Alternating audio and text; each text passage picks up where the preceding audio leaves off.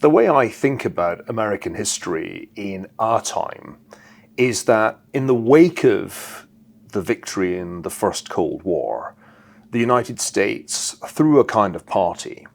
It was a peace dividend party. It was we're the only superpower party. It was let's now go global.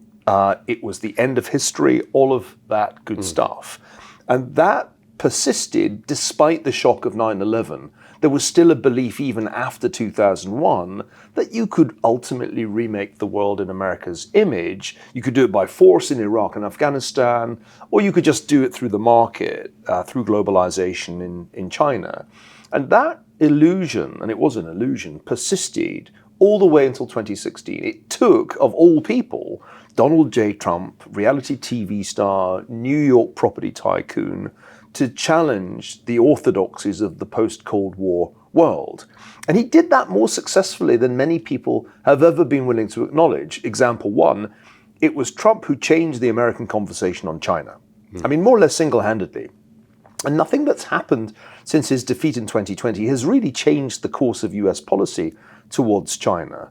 Trump is back against all the odds, against my expectations. I thought he was done January the 6th, 2021. He's back. And voters who voted for him in 2016 and again in 2020 want another Trump term.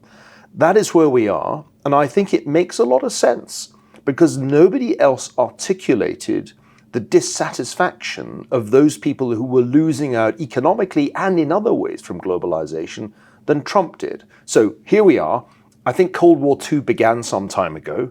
Not many people noticed. I think I've been saying this for 6 years, more or less since we first had these conversations. And Trump is a leader who has a response, who has a strategy for Cold War II, which is very appealing to American voters. Because what he says is, we don't want forever wars. We don't want your sons going off to faraway places. We don't want wars at all. We want peace through strength. Interestingly, a Ronald Reagan line.